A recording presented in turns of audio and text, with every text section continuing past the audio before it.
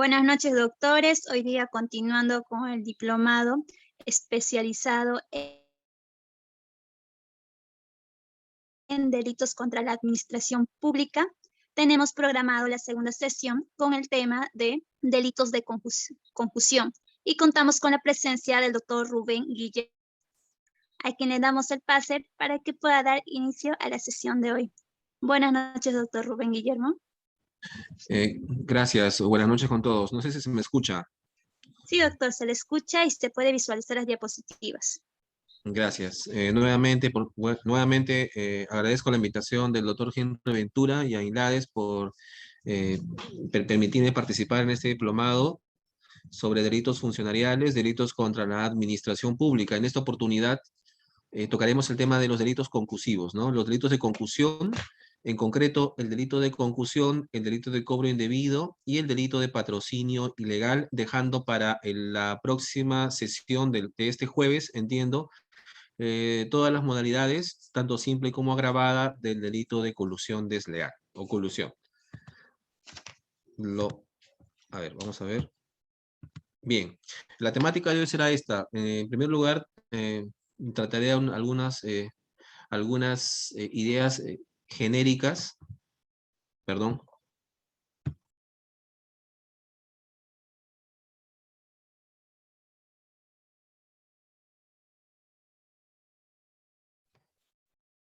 Bien, retomo entonces. La temática va a ser la siguiente, ¿no? En primer lugar, unas ideas generales sobre estos delitos concusivos, ¿no? La familia de los delitos concusivos y cómo los ha agrupado el legislador penal peruano. Seguidamente tocaremos el delito de concusión del artículo 382, el delito de cobro indebido del artículo 383 como tercer punto. Ahí seguiría el delito de colusión simple y su modalidad agravada del artículo 384, pero digamos, por la complejidad de las conductas delictivas del artículo 384, ese delito de colusión se dejará para la siguiente sesión. El cuarto punto sería pues el patrocinio ilegal del artículo 385 y finalmente como tema de cierre, la ampliación del tipo, ¿no? Ampliación de qué tipos, del tipo de colusión y el de tipo de patrocinio ilegal para particulares, ¿no? Los particulares que señala el artículo 386. Y con eso culminaremos la sesión de hoy. Empezamos, a ver, con los delitos de concusión. Ya ustedes conocen que en la sección 2 del capítulo 2 de este título 18 de delitos contra la administración pública, el legislador penal peruano agrupa con el nomen juris de concusión aquellas figuras delictivas concusivas que tienen justamente como elemento primordial, si nos basamos en el nomen juris de concusión, la constricción, ¿no? El vencer la voluntad, constreñir la voluntad del agraviado administrado para conseguir un beneficio, un provecho económico. Esa es más o menos la esencia del delito de concusión. Pero empecemos por su etimología para entender qué entiende el legislador penal por concusión. Concusión deriva del latín concutio, concucio o concutere, que significa sacudir, ¿no? O agitar violentamente algo. Puede ser un árbol o un objeto. Ya en Roma, el delito de concusión comprendía diversas modalidades, incluso incluía las figuras de corrupción de funcionarios, es decir, esta corrupción bilateral, ¿no? Los acuerdos sobrepticios, así como los cobros indebidos o exigencias de dinero. Pues bien, esta figura de concusión, como sacudir, agitar violentamente, coincide pues con la idea que tiene el legislador penal peruano de que este delito de concusión es el constreñimiento, ¿no? El obtener un provecho a través justamente de la violencia o amenaza aplicada por el funcionario o servidor público al administrado, ¿no? Si entendemos la idea de concusión, tendríamos dos tipos de concusión en atención al medio empleado, ¿no? En primer lugar, tendríamos una concusión explícita o coercitiva, en donde el funcionario o servidor público hace uso de su poder por medio de violencias o amenazas para exigir a la víctima, que puede ser otro funcionario, otro servidor o un administrado particular, beneficios patrimoniales. Esa es la concusión explícita o la coercitiva, mediante el uso de violencia y o amenazas. ¿no? Que no llegan al nivel de las amenazas de la extorsión, y eso lo veremos en el tipo penal propiamente dicho de concusión, seguidamente. Pero bueno, si en un primer momento tenemos la concusión explícita o coercitiva, también tenemos aquella concusión implícita o inductiva, en donde el funcionario público o servidor público hace uso de su poder por medio de subterfugios, engaños, inducciones a error a otro funcionario, a otro servidor e incluso a un particular, para lograr de este un beneficio patrimonial, ya sea para el propio funcionario o servidor o para una tercera persona, ¿no? Entonces, por delitos de concusión, atendiendo a la etimología únicamente, deberíamos entender ese delito del funcionario o servidor que constriñe la voluntad de otro funcionario, otro servidor o un administrado particular para obtener un beneficio patrimonial a consecuencia de esta, justamente, de este sacudir, ¿no? De este constreñir de la voluntad del agraviado, ¿no? Esa es la idea de los delitos de concusión.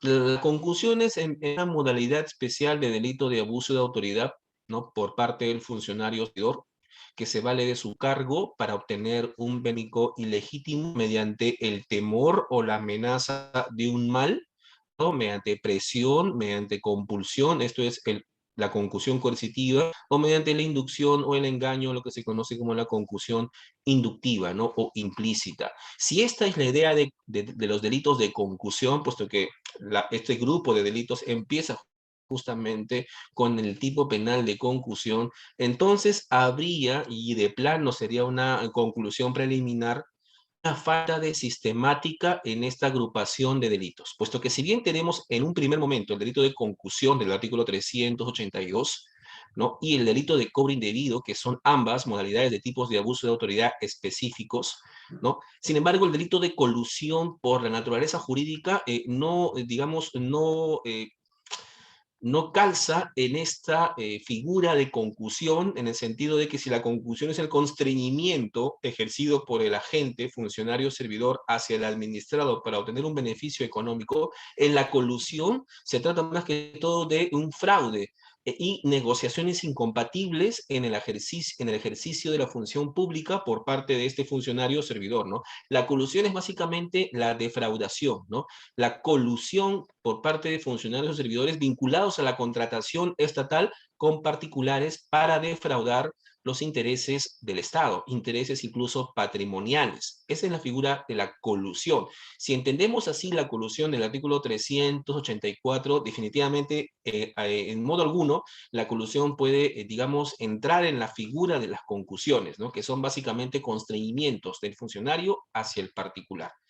Y mucho menos existe algún tipo de constreñimiento, como ustedes lo pueden advertir fácilmente, en el delito de patrocinio ilegal del artículo 385, ¿no? Si ustedes revisan el tipo penal del artículo 385, en ningún momento van a ver en su redacción típica alguna figura de violencia o amenaza que emplee el funcionario o servidor público, ¿no? Simplemente el patrocinio ilegal es una suerte de tener un funcionario o servidor que funge como gestor de intereses particulares ante entidad pública. En concreto, para el patrocinio legal tenemos un funcionario o servidor que funge, digamos, de abogado, litigante a favor de entidad pública, de un particular ante una entidad pública. Es un abogado litigante, pero sigue siendo funcionario o servidor. En esencia, es la figura del patrocinio legal y, por tanto, ahí en esta figura de patrocinio no hay ninguna semejanza con las figuras concusivas que regula el legislador penal en el artículo 382 o artículo 383. Incluso los bienes jurídicos son distintos, como veremos en su momento, ¿no? Bueno, dejado así, estas son pues las ideas preliminares de las figuras concusivas, y entendiendo la concusión como un delito de constreñimiento de la voluntad, pasaremos ahora a tratar directamente el artículo 380, figura de concusión. ¿Cómo regula el legislador? Puede cometerlo tanto un funcionario como un servidor público, ¿no? El tipo penal señala que el funcionario o servidor que, abusando de su cargo, ¿no? El funcionario o servidor público, ¿no? Puede ser uno u otro, no interesa si es servidor incluso. Puede, abusando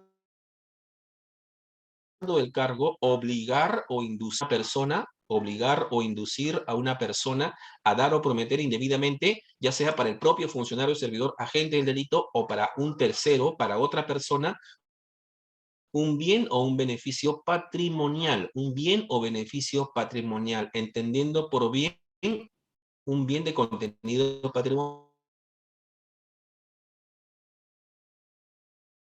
¿no? Bien o beneficio patrimonial. La pena será privada y la pena como pena dineraria como debe ser, ¿no? En la mayoría de las figuras de delitos funcionariales. En primer lugar, ¿quién puede ser sujeto activo de este delito de concusión o constreñimiento a la voluntad de la parte agraviada? Puede ser solo un funcionario o servidor público que tenga vínculo laboral vigente con la entidad estatal. Vínculo laboral vigente con la entidad estatal, y eso lo hace un delito especial. Y además que infrinja el deber especial de velar por el correcto y regular funcionamiento, prestigio y buena reputación de la administración pública, ¿no? Por tanto, este es un delito de infracción del deber, puesto que el autor del delito no solamente es funcionario o servidor público, como ya lo hemos mencionado en la sesión anterior, sino que también tiene que infringir con la comisión de este delito este deber especial de correcto y regular funcionamiento y prestigio y buena reputación de la administración pública, ¿no? Los extraños, que pueden ser otros funcionarios o servidores o particulares, si colaboran con el agente, serán pues cómplices o incluso, digamos, instigadores, ¿no? Pero nunca serán autores porque no tienen este deber general. Ahora, el sujeto pasivo es el Estado y el agraviado, digamos, sujeto pasivo de la acción podría ser una persona natural, una persona jurídica, un colectivo social, incluso como víctima material de este delito, ¿no? Si estamos hablando de un delito de concusión como una figura de constreñimiento o la extorsión, como comúnmente se conoce, la concusión como extorsión del funcionario público, aunque en su momento veremos que no llega a la amenaza o la violencia al nivel de la extorsión, diremos que en una extorsión del funcionario público hay una víctima material que está siendo justamente, que está recibiendo la conducta, ¿no? Entonces, el agraviado físico será pues una persona natural, incluso una persona jurídica o un colectivo, u otro funcionario o servidor. Ahora, ¿cuál es el comportamiento típico de este delito de concusión? En primer lugar, el agente tiene que hacer abuso del cargo, ¿no? Hacer abuso del cargo, que no es necesariamente idéntico a hacer abuso de las atribuciones o de las funciones, significa hacer un mal uso del cargo que tiene este funcionario o servidor, ¿no? Es un prevalimiento, no de las funciones, sino algo más genérico, no es un prevalimiento o un abuso del cargo en sí. Este abuso debe provocar digamos, la víctima material un miedo al poder público que representa ese funcionario o servidor público, ¿no? Por ejemplo, ¿no? Y aquí va la diferencia entre lo que es abuso de funciones y abuso del cargo.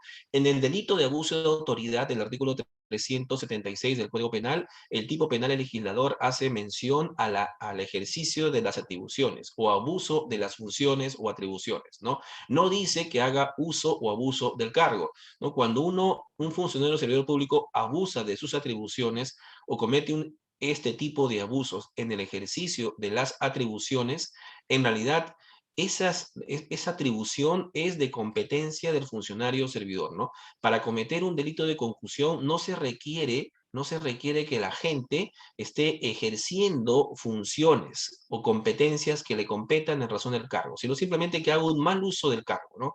El agente puede incluso encontrarse de licencia o de vacaciones. Por ejemplo, ¿no? Y acá en el ejemplo. Un capitán de la sanidad de la Policía Nacional, y esto como meramente para ejemplificar el caso, ¿no? Tenemos una capitán de la sanidad, por ejemplo, de la Policía Nacional, que constriñe la voluntad de familiares de una persona que se encuentra detenida en una delegación policial para que le paguen dinero a este capitán a cambio de darle libertad. Pregunta, ese capitán de la sanidad está haciendo un abuso del cargo, ¿no? De su cargo de capitán de la sanidad. Sin embargo, no es de competencia o no está haciendo digamos, un abuso de sus funciones, porque no es función de un capitán de la sanidad, ¿no? Llevar a cabo investigaciones delictivas con detenidos, no es una DIVINCRE de la Policía Nacional, es una sección aparte, ¿no?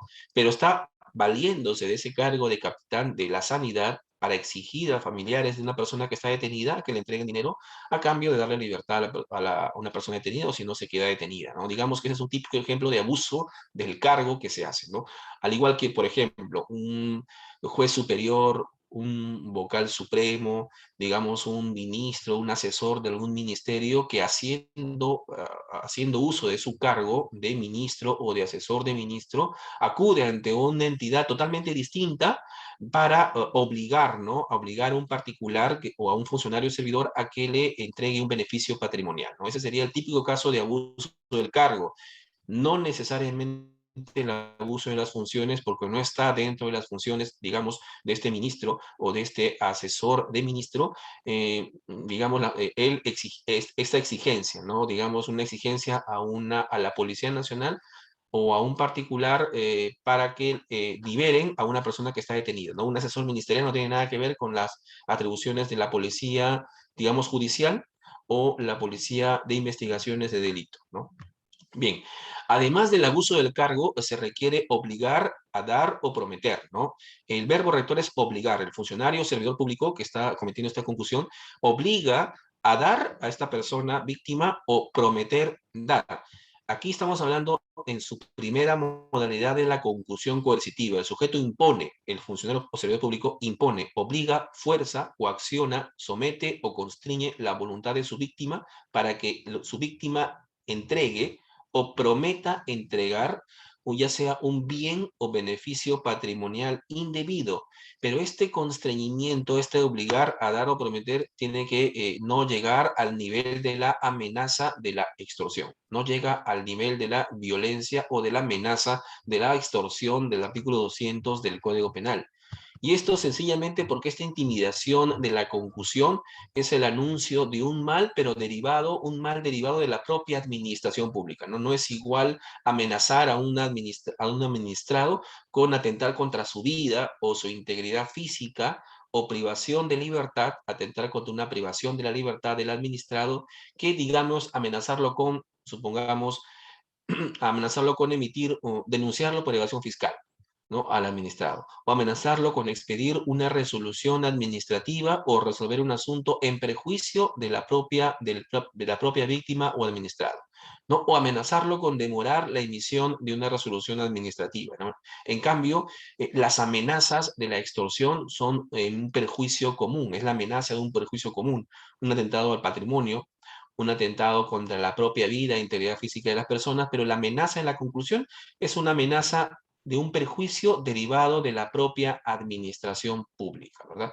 Ahora, estas amenazas del, digamos, funcionario o servidor que comete concusión no es un, digamos, pueden no consistir en un exigir descarado, ¿no? Basta que se realice en términos que la víctima pueda comprender que este funcionario o servidor está haciéndole una exigencia de un bien o beneficio patrimonial. Por ejemplo, más común que, digamos, un efectivo policial o un fiscal le diga a un familiar de un detenido, si no me das, o el policía, ¿no? Si no me das, voy a comunicar al fiscal respecto de un familiar detenido o investigado, ¿no? O que está siendo, o que ha sido intervenido y que la policía está exigiendo dinero a efectos de no comunicar al Ministerio Público, ¿no? Esa podría ser básicamente una exigencia simulada, pero directa, de amenaza de que si no entrega un bien o beneficio patrimonial, él le está amenazando con un mal inminente, ¿no? Por ejemplo, dar aviso a la autoridad del Ministerio Público. Ahora, el tercer elemento del comportamiento típico es la segunda modalidad en sí, ¿no? Si en primer lugar hablamos de un obligar a dar o prometer dar, estamos hablando acá en la segunda modalidad de la concusión de un inducir, la modalidad inductiva, ¿no? Inducir a dar o prometer. Es decir, aquí la gente vence la voluntad de las personas, en este caso víctimas materiales, con la persuasión, con el convencimiento, con estratagemas, con apariencias, falsedades e incluso engaños para determinar en la víctima que ésta dé o prometa dar, ya sea al propio funcionario o a tercera persona, un bien o un beneficio patrimonial, ¿no? Ahora, dar o prometer. Dar es, digamos, la entrega material, ¿no? Entrega material del bien o beneficio patrimonial. Un bien puede ser un mueble o un bien inmueble, ¿no? El legislador penal no hace distingos en este aspecto. Y un beneficio patrimonial puede ser incluso acciones, participación en empresas, pueden ser descuentos en precios, incluso pueden ser paquetes turísticos, ¿no? Aquel, digamos, que hemos visto el ejemplo de la Policía Nacional en casos de detenidos, que es bastante común, ¿no? Que exija, por ejemplo, un efectivo policial que exija a los familiares de una persona que está siendo investigada a que le entreguen un paquete turístico, que es un beneficio patrimonial, cuantificable económicamente, un paquete turístico a cambio de, o si no le entregan, en todo caso, permanecerá detenido, comunicarán a la fiscalía, lo mandarán al Poder Judicial, quedará con prisión por 9 meses, etcétera, ¿no? Aquí, en la modalidad de dar, hay una entrega material, ¿no? Del bien o beneficio patrimonial. En cambio, en la modalidad de prometer, lo que obtiene el agente para que se consuma el delito es simplemente la promesa. El particular promete entregar al agente un bien o un beneficio patrimonial y ahí es que se consuma el delito. Aquí hay una expectativa de entrega a futuro y con esta sola recepción de la promesa está consumado el delito de concusión. Consumado el delito de concusión. No, no se requiere aquí, en esta segunda modalidad de prometer, una entrega material como sí se exige cuando se utiliza el dar, ¿no? Obliga a dar. O prometer, que el prometer es simplemente una mera expectativa, mera promesa. Ahora, ¿cuál es el elemento normativo del delito de concusión? La palabra indebida, ¿no? La conducta de la gente al exigir, al obligar al particular a entregar o prometer entregar un bien o beneficio patrimonial no tiene ningún amparo legal, no está justificado legítimamente, ¿no? Por tanto, es una exigencia indebida, es una exigencia ilegítima, no tiene ningún asidero legal y por tanto ahí se cumple el elemento normativo de la exigencia. El objeto material del delito, ya hemos visto, puede ser que el funcionario exija un bien o un beneficio patrimonial, bien como un dinero, joyas o mercadería, ¿no? O un beneficio patrimonial, que toda utilidad dineraria, ¿no? No califican las exigencias sexuales o beneficios honoríficos, ¿no? Por ejemplo, aquel funcionario que exija que, digamos, constriña la voluntad de la víctima para que le entregue una, digamos, para que pueda saciar sus apetitos sexuales, digamos, no forma parte del elemento, objeto material del delito, ¿no? El delito es netamente de lucro, es un delito de codicia del lucro del funcionario o servidor y por tanto esas exigencias sexuales no son irrelevantes para efectos de calificar la conducta de concusión. En realidad, bueno, sí son relevantes, en realidad el beneficio tiene que ser necesariamente patrimonial, ¿no? Ahora, ¿quién es el destinatario del objeto, bien o beneficio patrimonial? Puede ser para el propio funcionario o servidor público o puede ser para otro puede ser para otro funcionario, para un particular, persona jurídica o para otro funcionario. Puede ser a favor de la administración, es decir, la gente puede constreñir la voluntad de la víctima para que ésta entregue un beneficio patrimonial a favor de la propia administración. Pues no, ahí no estamos hablando de ningún delito, puesto que, bueno, de ningún delito de concusión, ¿no? Del artículo 382, porque sería a lo sumo un ilícito administrativo y disciplinario o un abuso genérico de autoridad, ¿no? Puesto que el tipo de conclusión exige un beneficio patrimonial en el agente o a favor de otra persona. Esa otra persona que recibe este bien puede ser incluso un instigador, ¿no? Puede haber instigado, digamos, la esposa o el esposo de una funcionaria o funcionario público que instiga, que convence a su esposo o esposa, respectivamente, a cometer este tipo de figuras, ¿no? Para que la víctima entregue el bien o el beneficio a favor de la esposa o del esposo del funcionario o funcionaria pública. Entonces sería un instigador. Esta persona sería instigador del delito, ¿no? También puede ser un cómplice primario, un cómplice secundario, incluso una figura de receptador, ¿no? La tercera persona que recibe el bien o beneficio patrimonial. ¿Cuál es el bien jurídico o qué es lo que se busca proteger con el delito de concusión? Pues el recto y regular funcionamiento, prestigio y buena reputación de la administración pública, así como la corrección y probidad de los funcionarios y servidores públicos. Este delito de concusión es un delito eminentemente doloso, ¿no? Y solamente cabe cometerlo con dolo eventual, con dolo directo. No cabe que podamos alegar un dolo eventual, ¿no? El agente debe saber que su conducta está realizando el delito de concusión, justamente por los medios comisivos, ¿no? La concusión coercitiva y la inductiva mediante los engaños, estratagemas, y la coercitiva mediante las amenazas o las amenazas que no llegan al nivel de las amenazas de la extorsión, ¿verdad? Entonces, aquí el dolo evidentemente es un dolo directo, ¿no? No cabe alegar que el funcionario pudo haberse proyectado la posibilidad de que su conducta pueda realizar el tipo de concusión. No cabe esa figura, esa argumentación, y por tanto el dolo siempre tiene que ser directo. Y además hay un elemento subjetivo distinto de este dolo directo, y es el ánimo de lucro del funcionario público. Y esto lo da justamente el objeto del delito. Desde que el legislador digamos, incluyendo como objeto el delito al bien o beneficio patrimonial, y hay un ánimo, un elemento subjetivo distinto, que es el ánimo del lucro por el que debe dirigirse el funcionario servidor. El funcionario servidor, al cometer la concusión, digamos, cometiéndolo con este ánimo de beneficiarse económicamente a expensas de la víctima, del particular u otro funcionario servidor, ¿no? ¿Cuándo se consume el delito? En primer lugar, hay dos modalidades de la concusión y lo vamos a ver acá. En un primer momento, cuando se trata de obligar o de inducir a dar, ¿no? Sin importar si el agente obliga a la víctima a entregar o dar, o si el agente induce con estratagemas a la víctima a entregar o a dar, el delito en esta modalidad de obligar o inducir a entregar, a dar, se consuma al momento de la entrega del bien o el beneficio patrimonial, ¿no? En cambio, cuando el agente obliga o no, de concusión coercitiva, o induce, conclusión inductiva, a prometer, el delito se consuma en el momento en que se obtiene la promesa. Por tanto, si así vemos la figura como un delito mixto, la tentativa del delito de concusión será admisible en ambas modalidades, ¿no? No basta, por tanto, la exigencia, sino que la víctima tiene que entregar en un primer momento, o en todo caso prometer dar. He ahí el resultado. El que el agente obtenga la promesa de la víctima de que le va a entregar un bien o un beneficio patrimonial ya implica un resultado, y por tanto es perfectamente posible en ambas modalidades una tentativa del delito de colusión.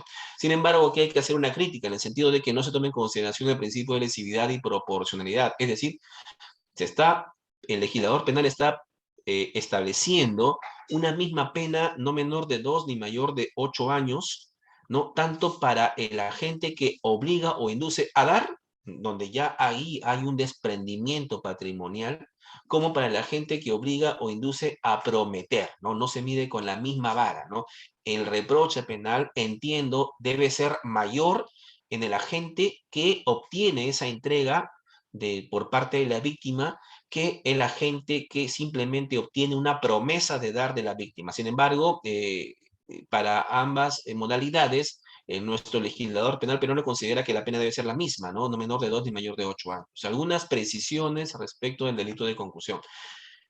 Evidentemente, el consentimiento de la víctima no excluye las figuras de concusión, ¿no? Porque no puede ser alegada, digamos, por quien ostenta la posición de garante para con la sociedad y la administración pública. Es decir, el funcionario servidor en su defensa no puede, digamos, señalar que la víctima consintió, ¿ah? La víctima consintió en la entrega, ella prestó su consentimiento y por tanto no hubo ningún tipo de constreñimiento, ¿no?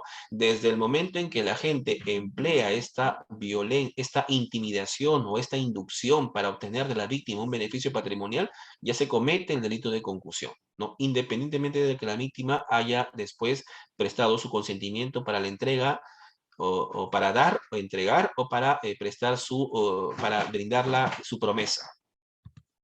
Son también irrelevantes los motivos que haya tenido la víctima para cometer el delito, ¿no? Puede haber incluso cometido el delito, es decir, entregar, dar o prometer por temor, por error o por no tener otra salida, ¿no? Los motivos por parte del móvil, por parte de la víctima, es indiferente para efectos de la configuración del delito de concusión. Y ojo, aquí, la coacción y la inducción de la concusión en sus dos modalidades deben ser de cierta entidad como para doblegar la voluntad de la víctima, ¿no? Esta coacción de la concusión coercitiva o inducción de la concusión inductiva deben ser de cierta entidad, ¿no? De cierta entidad para doblegar la voluntad de la víctima, ¿no? Y es común a veces, y bueno, estará quizás sea repetitivo, pero es común, por ejemplo, a nivel de las investigaciones criminales en la Policía Nacional, y esto porque yo trabajo mucho en este campo, que generalmente la autoridad policial exija, no solicite, no simplemente exija, que es un nivel más alto de reproche a un detenido o familiares de un detenido para que le entreguen un dinero e incluso viene la exigencia, ¿no? O la amenaza, ¿no? O si no va a pasar esto, ¿ah? O si no va a pasar lo otro, ¿no? Esta figura se asemeja a la conclusión, pero además dicen esto, ¿no? Pero por si acaso no vayas a denunciar, por si acaso no vayas a ir ante el fiscal, porque si no tú también tú también vas a ser procesado, investigado por cohecho, ¿no? Porque, ojo, tú estás aceptando, ¿ah? Vas a entregar un dinero, ¿no? Ojo que si tú denuncias, tú también serás procesado. Bueno, se confunde mucho las figuras de la concusión del artículo 382 con un caso de corrupción de funcionarios, ¿no? Tanto en su modalidad activa como pasiva, ¿no? Activa y pasiva, ¿no? Se dice incluso que esta autoridad policial amenaza, ¿no? Por los casos que tú denuncias, a ti te van a procesar como corrupción activa. Sin embargo, no es una corrupción activa en concreto, puesto que hay una amenaza ya de la gente para doblegar la voluntad de la víctima. Desde que hay una amenaza, esa figura no es de corrupción de funcionarios, sino es una figura de concusión. Hay que ver la entidad, pues, si en un caso en concreto puede ser de corrupción, como también puede ser una figura de concusión. Y la diferencia es que en la concusión siempre vamos a advertir, doctores, un nivel de coacción o de inducción que busque doblegar la voluntad de la víctima para que ésta prometa al funcionario entregar un bien o un beneficio patrimonial, ¿no? O entregue finalmente un bien o un beneficio patrimonial. Ahora, si este agente, funcionario o servidor, para inducir la entrega ilegal de dinero, ¿no? O para cometer el delito, aparenta la calidad de funcionario o servidor que no tiene, que no ostenta, no se va a configurar el delito de concusión, ¿no? De plano, descartamos. Basta que no concurran uno, al menos, de los elementos constitutivos de la figura de concusión que acabamos de ver, esa figura no será concusión. Tendremos que irnos para otra figura. Tendremos que analizar algún otro tipo penal, funcionarial, pero para la concusión, no. No tiene que ser funcionario servidor. Si no lo es y solamente ha aparentado tener tal calidad, no se configura la concusión. Podría ser una figura de estafa, quizás del artículo 196, dependiendo en concurso, también entendiendo con el delito de usurpación de funciones del artículo 361, ¿no? Que es el primer grupo de delitos que contempla el legislador como delitos contra la administración y que son cometidos por particulares, ¿no? Ahora, la concusión por coacción contiene amenazas de un mal relacionado con la propia administración, como ya lo he mencionado, ¿no? Esa intimidación, esa amenaza de la concusión coercitiva no llega al nivel de las amenazas de la extorsión, ¿no? Sino que simplemente son amenazas de un mal, pero de un mal relativo a la propia administración, ¿no? Si no me entregas este dinero, por ejemplo, voy a demorar la entrega la expedición de esta resolución administrativa, o voy a utilizar mis influencias para demorar la expedición de esta resolución administrativa, o esta resolución va a ir en contra de tus propios intereses, ¿no? Este es un abuso del cargo, ¿verdad?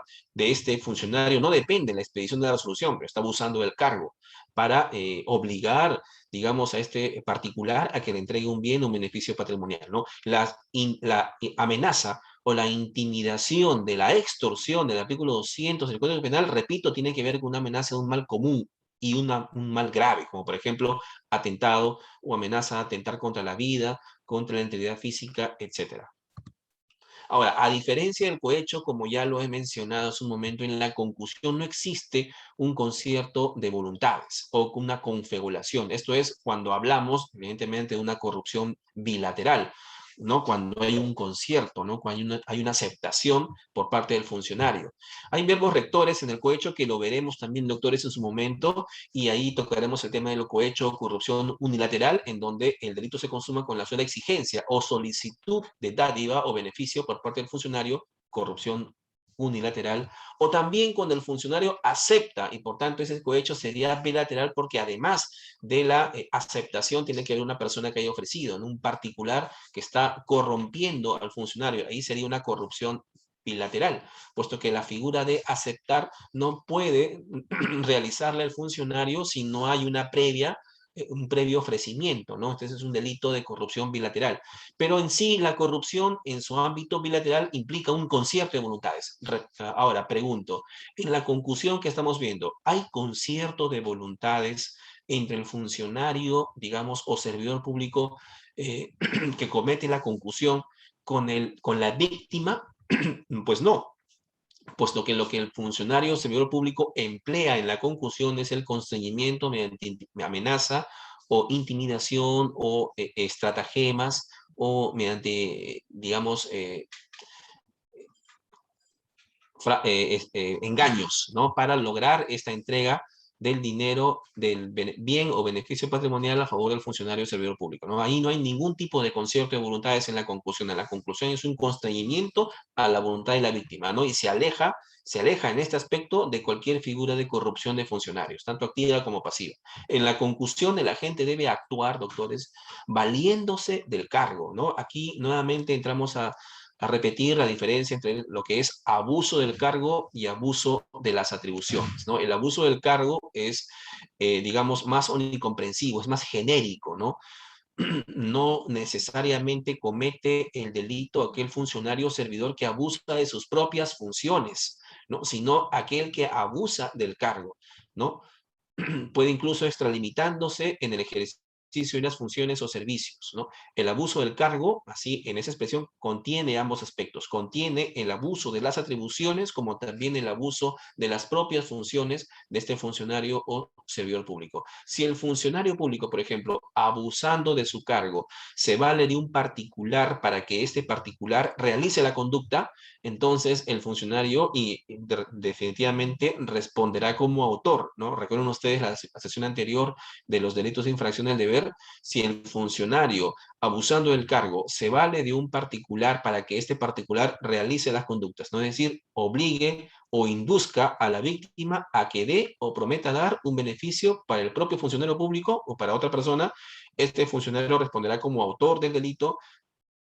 Y el particular, el extraño de la administración, responderá o bien como un cómplice o, de ser el caso, como un instigador de este delito, pero nunca como autor, por más que material u ontológicamente realice la conducta de concusión, ¿no? La conducta concusiva, ¿no? Por más que realice esta conducta concusiva, ya sea la coercitiva o la inductiva, este funcionario público siempre responderá como autor, ¿no? Y el que realiza la conducta, el tercero, responderá como cómplice o inductor.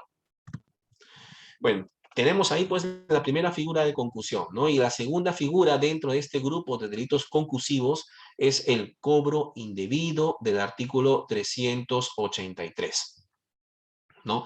Aquí el delito de cobro indebido lo comete aquel funcionario o servidor que, ¿no? Al igual que en el delito de concusión, abusando de su cargo, y ojo, por abusando del cargo se entiende como elemento más unicomprensivo, no solo el abuso de sus atribuciones, sus funciones, sino el abuso del cargo en sí, exige o hace pagar o entregar, ¿no? Exige o hace pagar o entregar cualquier contribución, entendemos tributo, o emolumentos, remuneraciones, no debidos o en cantidad que exceda a la tarifa legal. La pena será de 1 a 4 años, ¿no? Es un delito de menor entidad que el delito de concusión, por eso la pena, no menor de 1 ni mayor de 4 años, pena de inhabilitación y la pena de multa. ¿Cuál es el bien jurídico que busca proteger el legislador penal con este delito de cobro indebido? Pues la probidad y la corrección en la actuación funcional recaudadora de contribuciones, entendamos tributos, o pago de remuneraciones, o entendamos remuneraciones o contraprestaciones, ¿no? ¿Quién puede ser autor del delito de cobro indebido? Aquel funcionario o servidor que abusa de su cargo, ¿no? Funcionario o servidor que abusa del cargo y no necesariamente abusar de las atribuciones o funciones, ¿no?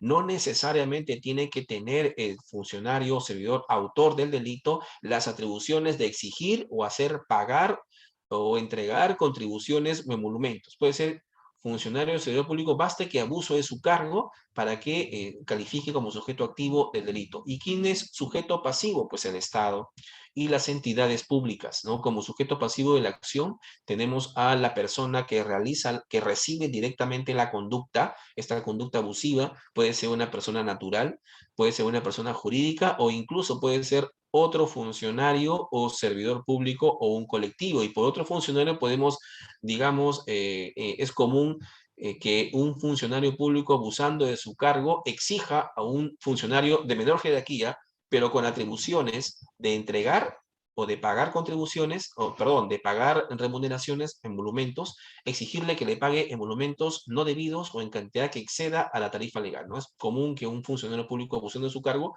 cometa este delito siendo el sujeto pasivo de la conducta otro funcionario, pero con la facultad de pagarle, digamos, su remuneración u otro concepto similar, ¿no?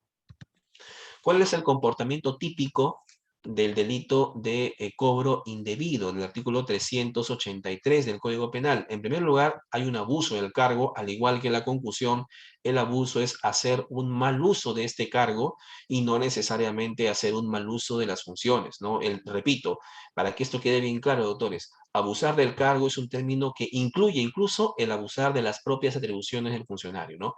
Igual que en la concusión, no se requiere que la conducta prohibida se realice en pleno ejercicio de las funciones o atribuciones del funcionario o servidor, aun si se encuentra de licencia o de vacaciones, y aun cuando no tenga las atribuciones o competencias para cobrar las contribuciones o emolumentos, ¿no? Cuando es ejercido fuera de los casos establecidos por la ley para exigir o hacer pagar o entregar lo no adeudado o en exceso. Aquí el agente nos busca sorprender a la víctima. Ejemplo, el asesor municipal que exige a un particular que pague tributos municipales en exceso o no debidos, ¿no? Este asesor municipal no tiene ninguna competencia, digamos, dentro de sus funciones o competencias, no está digamos, el exigir cobros de tributos municipales, sin embargo, le exige a un particular, tienes que pagar, paga con tributos municipales en exceso o en cantidad que exceda a la tarifa, ¿no? Entonces, ahí está cometiendo este asesor municipal el delito de cobro indebido abusando del cargo, no de la función, porque la función no la tiene, ¿verdad? Ahora, los verbos rectores del delito de cobro ilegal. Exigir. ¿Qué es exigir? Exigir es demandar enérgicamente al particular el pago de una contribución o tributo para el Estado o de emolumentos para el propio funcionario público, ¿no? Agente. El delito se perfecciona con la sola exigencia, ¿no? O sea, acá no hay una entrega material, ¿no? Aquí no hay un pago que haga el particular. Aquí simplemente es la exigencia del agente al particular para que le entreguen, para que pague una contribución indebida o un emolumento a favor del propio funcionario público agente o servidor público agente. El delito se perfecciona con la sola exigencia, ¿no? Con la sola exigencia que hace el funcionario o servidor público agente de este cobro indebido, cobro ilegal. La otra, o el otro verbo rector es hacer pagar. Aquí ya no simplemente se consume el delito con la exigencia, ¿no? Aquí hay un hacer pagar. Es ya la realización de la exigencia usando medios engañosos y hacer entregar. Hacer pagar o hacer entregar es ya digamos, una realización de la mera exigencia, ¿no? El hacer entregar es por medios engañosos, definitivamente, error, estratagemas, entre otros, hacer entregar emolumentos, ¿no? Puede ser documentos o títulos valores, ¿no? A favor del propio funcionario público agente o servidor público agente. Ahora, si el cobro es legal, doctores, si la exigencia de un pago de una contribución o de un emolumento es legítima, no hay delito. Tratándose de emolumentos, lo cobrado no ingresa al tesoro público, sino al propio agente. Ojo, ¿no? Acá hay una crítica. En la modalidad de exigencia, en la que el agente demanda enérgicamente al particular el pago de un tributo o el pago de un emolumento, por principio de lesividad y proporcionalidad, el legislador está considerando la misma pena para el funcionario servidor que simplemente exige que para el funcionario o servidor público que ya obtiene, hace pagar o hace entregar a la víctima, ¿no? Entonces, ahí hay digamos, una vulneración a este principio, puesto que el reproche penal debería ser mayor en estas segundas modalidades de hacer pagar o entregar, porque hay un desprendimiento patrimonial que en la primera modalidad de la simple exigencia sin desprendimiento patrimonial alguno. Para el legislador, sin embargo, tiene la misma respuesta punitiva de 1 a 4 años, tanto en la primera, en la mera exigencia, como en la segunda modalidad de hacer pagar o hacer entregar. ¿Cuál es el objeto material del delito? Cuando el tipo penal señala como contribuciones, se entiende que es todo tipo de tributo. Y aquí tiene que ver mucho en lo que hablamos en la sesión anterior de que el derecho penal utiliza sus propios conceptos jurídico-penales. Recuerden ustedes que el deber que infringe un funcionario o servidor público al cometer un delito funcional no es un deber extrapenal, sino que es un deber penal, un deber con contenido penal. A esas directivas, esos manuales o ROPS o, digamos, memorándums que consideran o estipulan deberes y funciones a cargo de funcionarios o servidores públicos, tenemos que darles un contenido penal, ¿no? Cuando el legislador penal hace suyos estas directivas, estos ROPS, estos MOPS, tienen que darles a los deberes y atribuciones un contenido penal, ¿no? Puesto que el derecho penal trabaja con esos conceptos jurídico-penales que extrae de otras ramas del derecho. Y cuando el tipo penal señala, repito, contribuciones, hace referencia, por tanto, a todo tipo de tributo, incluso impuestos, incluso contribuciones y tasas, ¿no? Cuando habla de emolumentos, se refiere a honorarios, perdón, sueldo, puede ser una remuneración o derechos que recibe el funcionario o servidor público a cambio de su trabajo, ya sea efectuado el trabajo a favor de la propia administración o a favor de un particular, ¿no? Por ejemplo, también podemos considerar como derechos aquellos que se pagan a peritos oficiales, ¿no? A los escribanos, a los registradores públicos, funcionarios municipales, a los médicos forenses y u otros servicios prestados y fijados por ley, ¿no? La unidad médico-legal de Pisco, por ejemplo, además de atender en sus servicios los requerimientos del Ministerio Público, tiene una tarifa, ¿no? Medicina Legal del Ministerio Público tiene una tarifa para determinados servicios, por ejemplo, ¿no? Eso serían objeto material, podrían ser objeto material de este delito de cobro ilegal, ¿no? Reglamentos o directivas administrativas. Las tasas judiciales para lanzamiento judicial, por ejemplo, los emolumentos para matrimonios civiles, las tasas a médico forense para prueba de ADN, por ejemplo, lo que mencioné hace un momento, califican como objeto de este delito de cobro ilegal. Ahora, estos cobros, digamos, exigencias de pago de contribuciones o emolumentos no debidos o en cantidades que excedan a la tarifa legal. No existe una deuda, en este caso, o esta deuda ya está pagada o exceden a lo establecido por la ley. Por ejemplo, si se trata de un título, de un tributo derogado, por estar, o puede ser que el tributo no esté derogado, pero el sujeto esté eximido del pago, o el cajero de los registros públicos, por ejemplo, que le hace pagar a un particular 72 soles cuando la tarifa es de 12 soles, por ejemplo, cuando no haya sido, aunque no haya sido apropiado este dinero por parte de este funcionario que está exigiendo de registros públicos el monto, ya está configurando el delito de cobro ilegal, ¿no? Ahora, estos delitos son eminentemente dolosos, ¿no? Al igual que la concusión, no cabe cometerlo ni siquiera por culpa y el dolo debe ser un dolo directo. ¿Y por qué se exige el dolo directo en la concusión y en los cobros ilegales? Porque son figuras, digamos, concusivas, de constreñimiento a la voluntad, en cierta medida, ¿no? Claro, la primera figura más reprochable que la segunda, por el quantum de las penas. Sin embargo, no cabe tampoco aquí, al igual que en la conclusión, alegar que el funcionario servidor podría cometer este delito de exigencia de cobros indebidos mediante un dolo eventual, ¿no? No correspondería alegar que el funcionario, digamos, con su conducta se proyectó la posibilidad de que estaría cometiendo el delito de cobro ilegal y por tanto por dolo eventual podríamos procesar a un funcionario servidor. No, no. Tendríamos que acreditar de todas maneras que existe dolo directo, con conocimiento y voluntad. Este funcionario hizo la exigencia a un tercero de pagar un tributo no debido o un emolumento en cantidad no debida o en exceso, ¿no? Ahora, es perfectamente posible la concurrencia de errores de prohibición. Puede ser que la gente, digamos, por la lejanía, digamos, de una entidad pública, una municipalidad distrital, no muy alejada de la capital de provincia o del capital de departamento, desconociera que su conducta de exigir un tributo o el pago de un emolumento no esté amparada legalmente, ¿no? Desconocía de que su conducta era ilícita, como lo regula el artículo 15 del Código, 14, perdón, del Código Penal, que regula las figuras de error. ¿no? Por tanto, es perfectamente posible alegar un error de prohibición. Este error de prohibición podría excluir su culpabilidad, ¿no? Habrá en todo caso una infracción administrativo-disciplinaria si es que podríamos acreditar la concurrencia de un error de prohibición en estos casos, ¿no?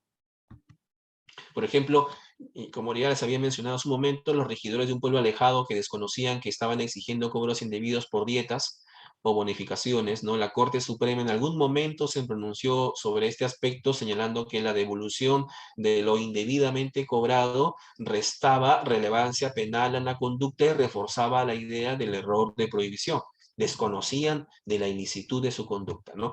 Bueno, ahora sería, digamos, un tanto difícil alegar error de prohibición con el desarrollo de las tecnologías de la información y del cruce de información, ¿no? Digamos, Internet, digamos, incluso Facebook, WhatsApp, que ya lo están utilizando casi todas las entidades públicas. Entonces, digamos, la falta de información en estos tiempos sería, digamos, un poquito difícil de alegar como para sustentar un error de prohibición. Sin embargo, la Corte Suprema ya se pronunció, digamos, en algún momento sobre esta figura, ¿no? Error de prohibición en figuras de cobro ilegal, ¿no? Ahora, ¿cuándo se consuma el delito de cobro ilegal? Es como un delito complejo, puesto que contiene varios supuestos. Por cada supuesto hay un diferente momento de consumación. Cuando se trata de exigir contribuciones o emolumentos, se consuma con la simple exigencia, ¿no? Con la simple actividad de exigir. Es un delito de mera actividad en este primer supuesto y por tanto no cabría aquí, repito, en la modalidad de exigir contribuciones o emolumentos, la tentativa. ¿No? Sin embargo, cuando hablamos de la segunda modalidad de hacer pagar o entregar, cuando el funcionario o servidor hace pagar o hace entregar, el delito se consuma o se efectiviza con el pago o con la entrega. Por tanto, hay un resultado aquí, ¿no?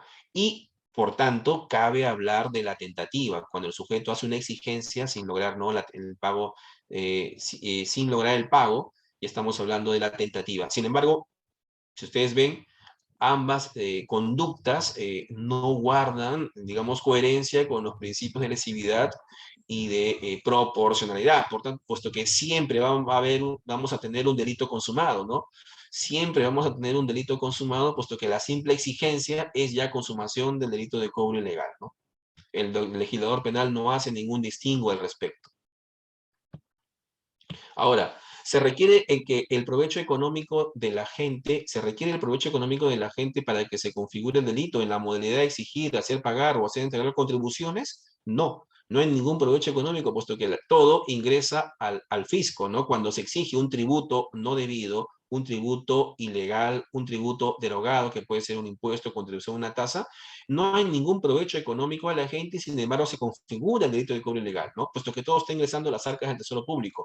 En cambio, en la modalidad de exigir, hacer pagar o entregar emolumentos en montos superiores o no adeudados, aquí cabe, es posible, si el agente es el propio funcionario o servidor público que está exigiendo su pago para él mismo, un provecho personal para este funcionario o servidor público, ¿no? Repito, como en el caso anterior, si el agente simula poseer la calidad de funcionario o servidor para exigir el cobro indebido, no comete el delito de cobro ilegal o exacción, y tampoco cometerá la concusión, puesto que no tiene la calidad de funcionario o servidor. Podría cometer el delito de extorsión, podríamos incluso alegar alguna estafa o alguna figura de usurpación de funciones, pero desde que no es o no tiene la calidad de funcionario o servidor público, no podría cometer ni concusión ni cobro ilegal o exacción, como se le conoce, ¿no? Por ejemplo, el efectivo policial que exige dinero a un particular para no colocarle una papeleta. Es un caso común, ¿verdad?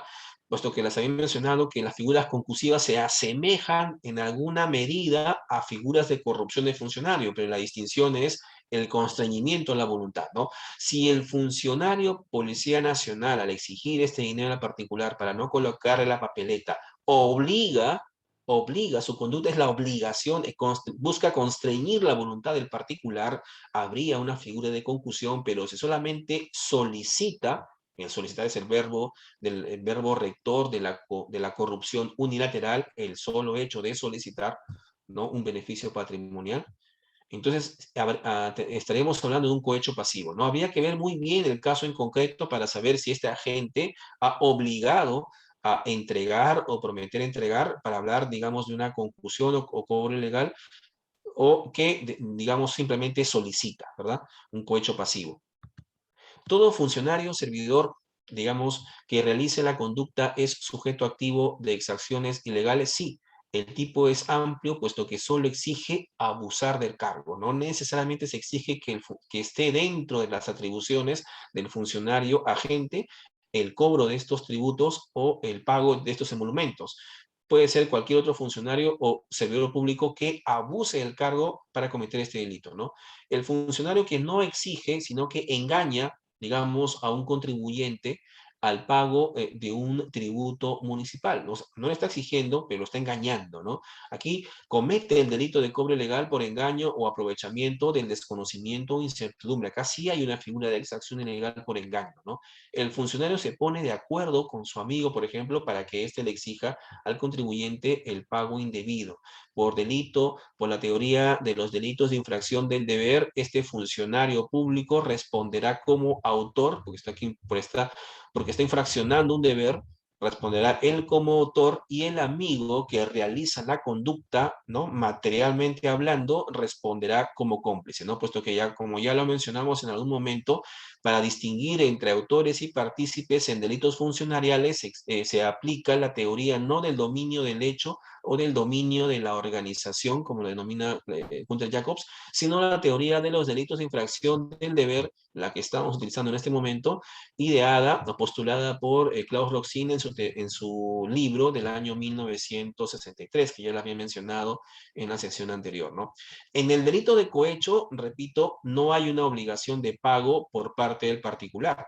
Tampoco hay un nivel de exigencia para la percepción, sino solamente hay una solicitud o pedido. Repito, en las figuras de cohecho, que son digamos, las solicitudes de dinero, pedidos que hace el funcionario, si hablamos del cohecho unilateral, o cuando hay la aceptación del funcionario, si hablamos de un cohecho bilateral, siempre es un acuerdo, ¿no? En la mayoría de los casos, en el cohecho bilateral es un acuerdo nada más, un concierto de voluntades tratándose de cohecho bilateral, en donde no hay ninguna exigencia, ¿no? No hay ningún constreñimiento a la voluntad del particular. Y he ahí la diferencia entre las figuras concusivas o de cobros ilegales con las figuras de cohecho, ¿no? En los cobros ilegales, el agente exige o hace pagar o hace entregar. Aquí hay un mínimo constreñimiento, pero constreñimiento al fin de la voluntad de la víctima, ¿no? Ahora, este cuadro es un cuadro comparativo de las diferencias entre el delito de concusión y el delito de cobro indebido, ¿no? Para la concusión, los verbos rectores son obligar o inducir a una persona a dar o prometer indebidamente para sí o para otro, ¿no? Que hay un constreñimiento de la voluntad que no llega al nivel del cobro indebido, puesto que el tipo penal indica que la gente debe exigir o hacer pagar o entregar contribuciones, ¿no? Tributos, entiéndase, o emolumentos no debidos o en cantidad que exceda a la tarifa legal, ¿no? El provecho económico existe en la concusión, puesto que es un delito de lucro. Hay un provecho personal para el propio funcionario o para otra persona. En cambio, en el cobro indebido y cuando se trata de exigir o hacer pagar tributos, no hay un provecho personal, puesto que los tributos van al erario nacional, al tesoro público. En la modalidad de emolumentos, cuando se exige o hace pagar o entregar emolumentos no debidos o en cantidad que exceda, sí hay un provecho económico para el propio agente, ¿no? ¿Cuáles son los medios comisivos de la concusión? Hemos señalado ya que la concusión puede ser o bien coercitiva o inductiva. Los medios son medios violentos, como la coacción, la intimidación, o pueden ser medios persuasivos a través del engaño, como en la concusión inductiva. Sin embargo, en el cobro indebido solamente hay una exigencia, digamos. No hay nivel, hay engaño, sí, pero la exigencia es menor, es de menor intensidad que los medios comisivos de la concusión. Y esto, si queremos dotarle tanto a las figuras de concusión como de cobro indebido alguna similitud, ¿no? Por la ubicación que, ¿no? En el Código Penal de estos tipos penales que ha hecho el legislador penal, tenemos que darle una cierta entidad, ¿no? Por tanto, la exigencia en el cobro indebido es menor a la exigencia de la concusión. Ahora, el elemento normativo indebidamente, ¿no? En la concusión, lo dado o prometido es indebido. En el cobro, en el delito de cobro indebido, es posible que el tributo cobrado o el emolumento pagado sea no enteramente indebido, sino que sea en parte conforme a ley, o sea, debido legalmente, y en parte no. Por ejemplo, cuando el tributo que se exige sea pagado, cobrado en exceso, o cuando el emolumento, la remuneración sea exigida o pagada en exceso también. Hay una parte que es debida y una parte que es indebida, ¿no? En cambio, en la conclusión, lo dado o permitido siempre va a ser indebido, ¿no? Como elemento normativo. Ahora, el reproche penal en la concusión, pena no menor de 2 ni mayor de 8 años, siempre va a ser mayor por el uso de los medios comisivos, ¿no? La coacción o la inducción. En cambio, en el cobro indebido, el reproche penal es menor, puesto que solo se exige la simple, solo se requiere la simple exigencia, ¿no? De la gente hacia el particular funcionario o servidor público, ¿no? La pena también es ejemplificadora de que la conclusión por los medios comisivos merece mayor reproche, ¿no? No menor de 2 ni mayor de 8 años, y en el cobro indebido no menor de 1 ni mayor de 4 años.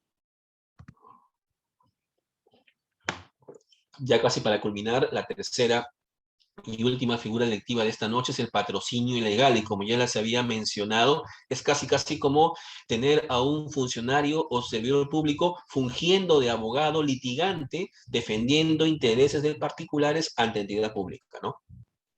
El artículo 385 lo regula así: el que, valiéndose de su calidad de funcionario o servidor público, ojo, no es que de arranque el legislador considere que este es un delito común que pueda ser cometido por cualquier persona, no, porque si ustedes advierten muy bien, el que, valiéndose de su calidad de funcionario o servidor, es un delito especial, es un delito funcionarial, puesto que únicamente puede ser cometido por un funcionario o servidor. Claro, aquí no, el legislador penal no exige una vinculación especial entre este funcionario con alguna entidad pública, no nos exige un deber especial. Sin embargo, el tipo penal lo comete este funcionario o servidor público que patrocina intereses de particulares ante la administración pública, ¿no? La pena será no menor de 2 días ni mayor de 2 años, además, o en todo caso una pena de prestación de servicios a la comunidad de 20 a 40 jornadas. ¿Es un delito especial? Sí.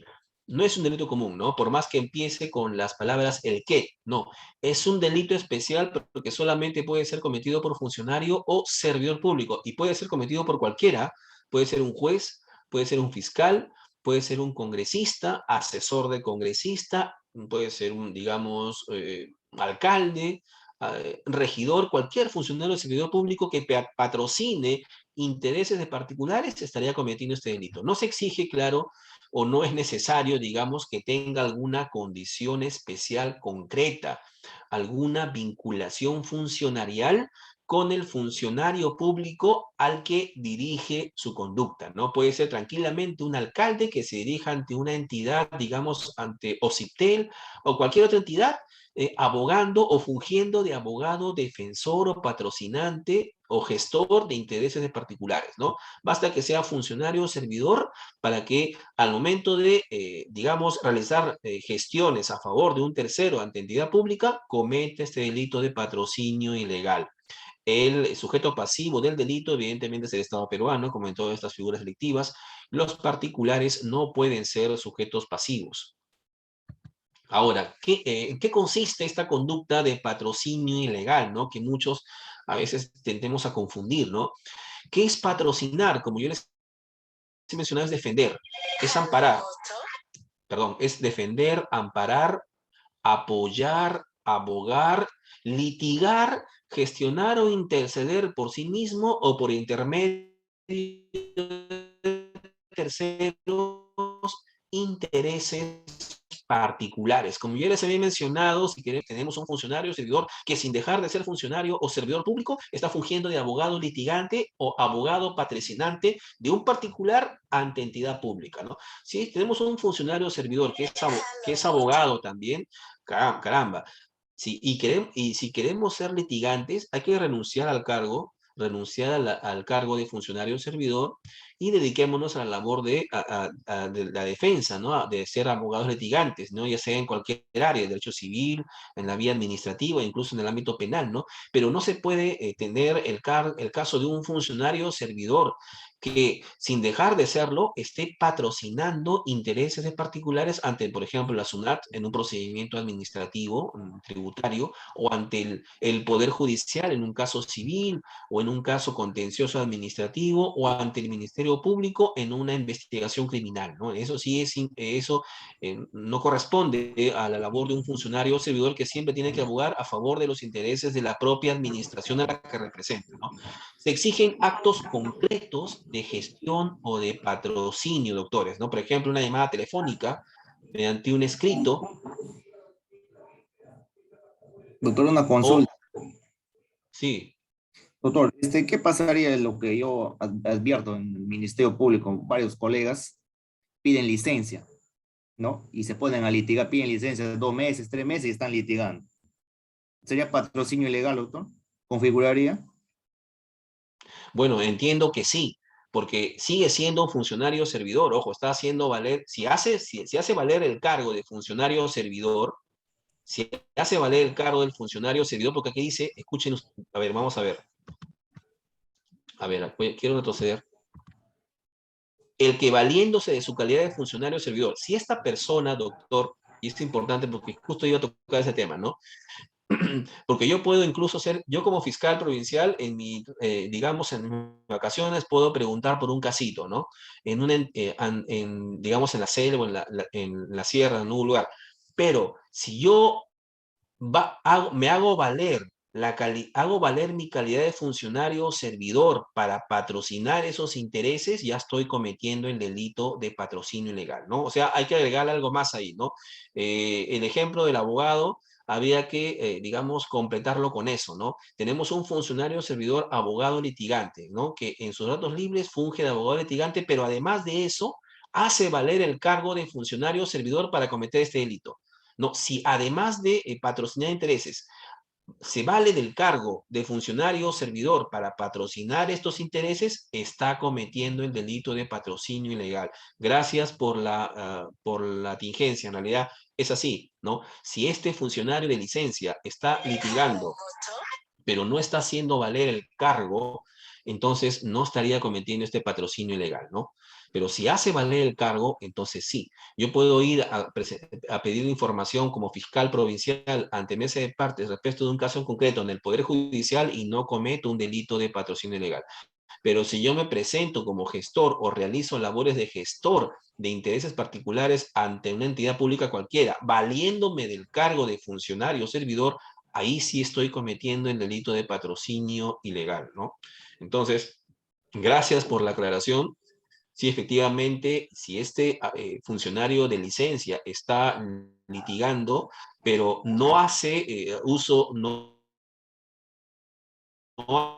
hace valer su cargo, entonces hace una, digamos, alguna inconducta administrativo-disciplinaria o ante el colegio de abogados, quizás por ahí, pero no, no estaría cometiendo el delito de patrocinio, ¿no? Ahora, esta figura ya, para acabar el delito de patrocinio legal y luego los tipos extensivos, ¿no?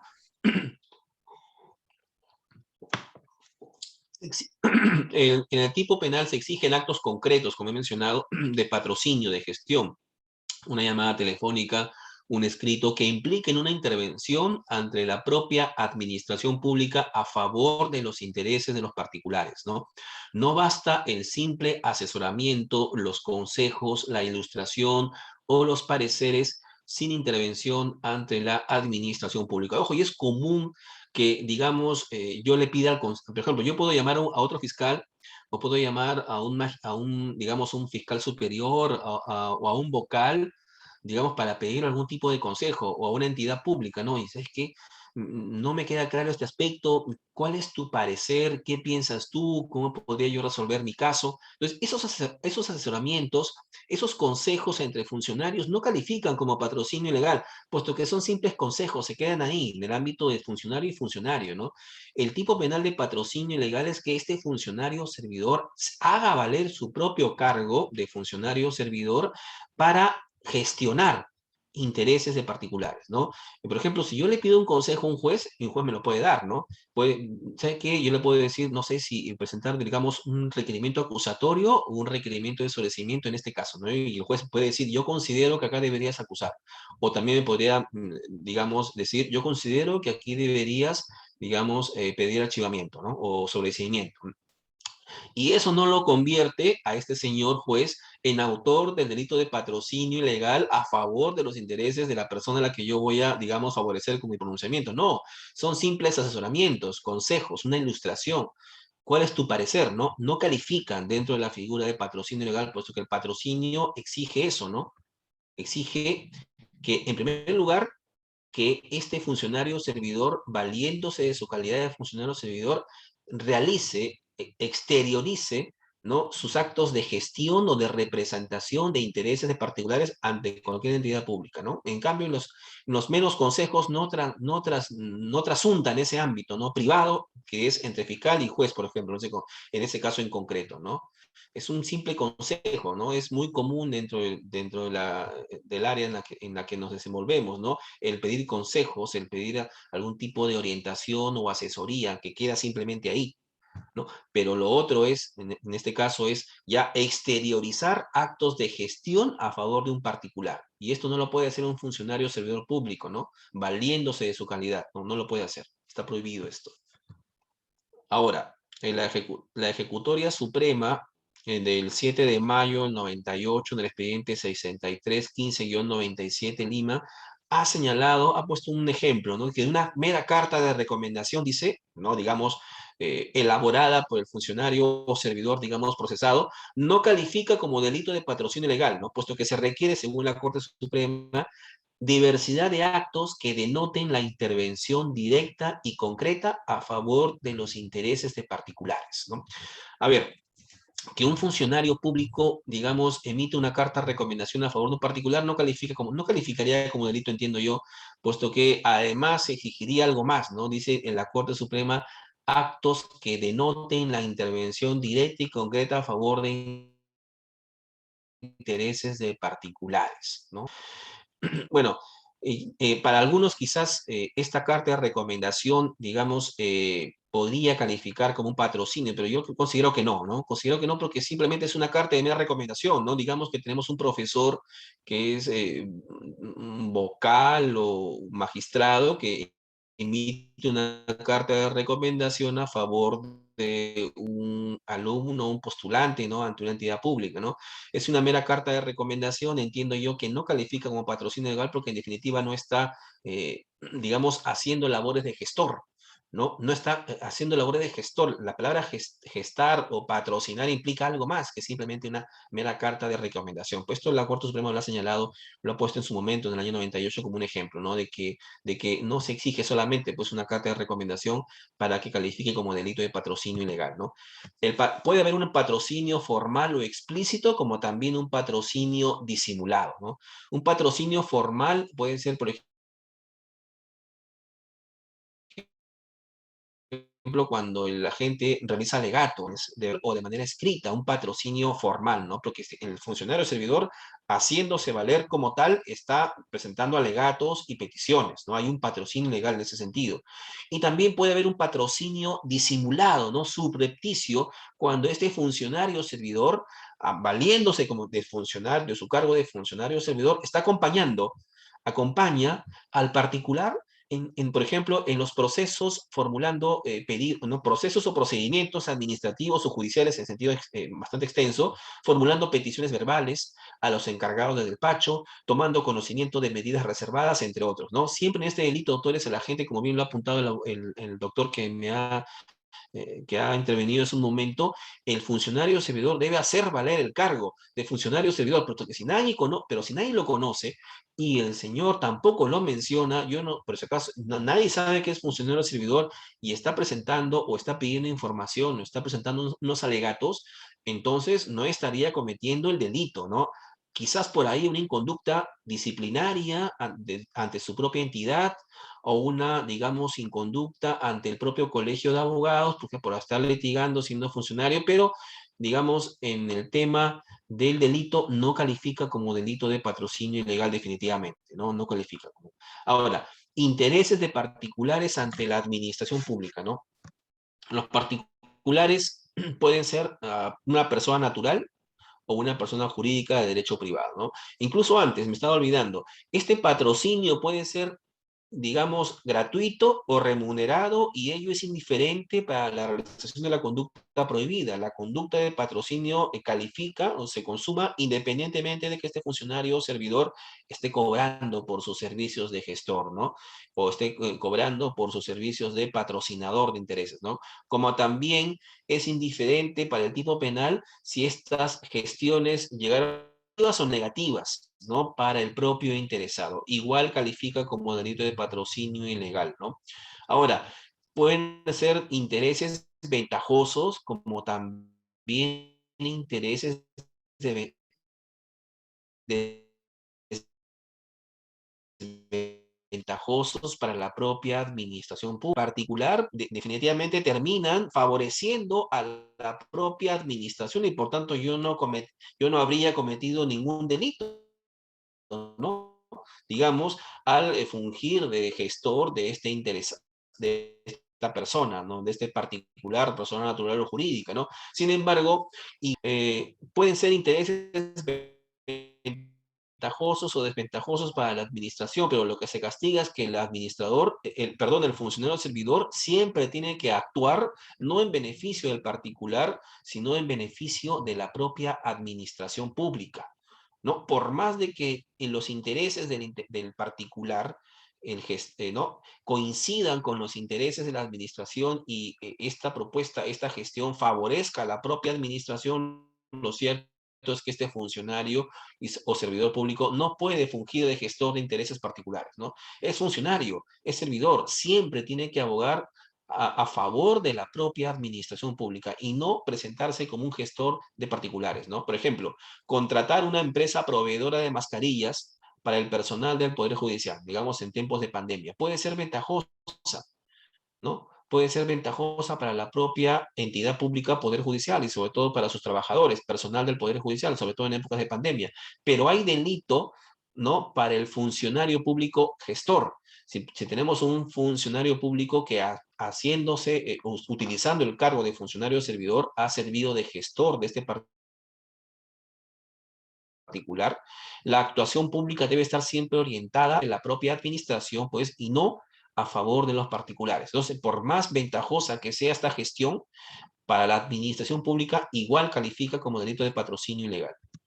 Ahora, el interés del patrocinado puede ser lícito o ilícito, ello también, al igual que en los casos anteriores, es irrelevante, al igual que el móvil que habría tenido el funcionario servidor para realizar este patrocinio. No se configura el delito, perdón, cuando el patrocinio no corresponda a los actos de su cargo, ¿no? No se exige concertación entre funcionario y servidor, e incluso el tercero. Entonces no puede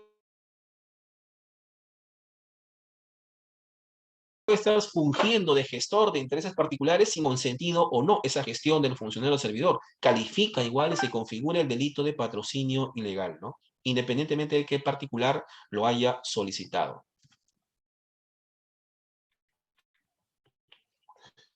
Ahora, solo se realiza este delito de patrocinio comisión, ¿no? Y cuando hablo y cuando digo comisión me estoy refiriendo al término ontológico, ¿no? Del término, ¿no? Comisión, delitos de comisión u delitos de omisión en sentido ontológico, ¿no? Mediante una conducta positiva. Solo se realiza o puede realizar por comisión. No he visto hasta el momento, salvo que alguien pueda mostrarme algún ejemplo, y se lo agradecería bastante, que un funcionario o servidor público pueda patrocinar intereses de particulares con una mera omisión, con un no hacer, ¿no? No lo he visto, con un guardar silencio, por ejemplo. No he visto que un funcionario patrocine intereses de particulares con una simple omisión o guardar silencio, sin hacer nada, ¿no? Y por eso me lleva a la conclusión de que solamente se puede analizar por comisión este tipo de figuras, ¿no? Tiene que valerse de la calidad de funcionario servidor. Y he aquí la intervención del doctor, el colega, ¿no? Tiene que hacer prevalecer el cargo, ¿no? No basta que el funcionario gestione intereses de particulares sin presentarse, sin anunciarse como funcionario servidor. Tiene que hacer prevalecer la condición especial de funcionario servidor que el que realiza el verbo rector. La gente abusa, por tanto, del cargo. Es un delito de abuso del cargo para privilegiar los intereses de particulares, ya sea persona natural o jurídica, ante entidad pública. Por tanto, no hay delito. El funcionario o servidor, como le he mencionado en su momento, pregunta en mesa de parte respecto de un caso concreto, pero sí cuando se presenta como tal y presiona a la entidad pública para favorecer para resolver algún asunto. Este es un caso de la jurisprudencia en el que el secretario general de Petroperú, por ejemplo, patrocinaba intereses de un testigo X. ¿Y cómo hacía esto? Le brindaba información privilegiada para que ejerza su defensa en proceso penal, ¿no?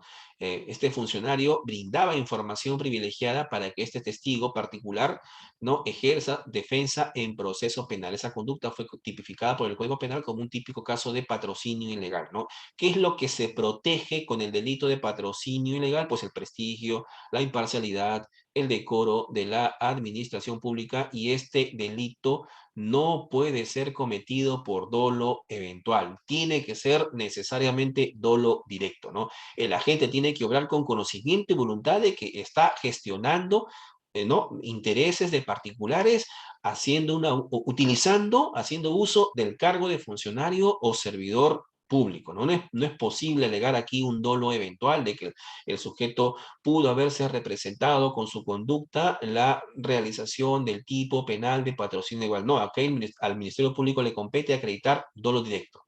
Le compete acreditar dolo directo, ¿no?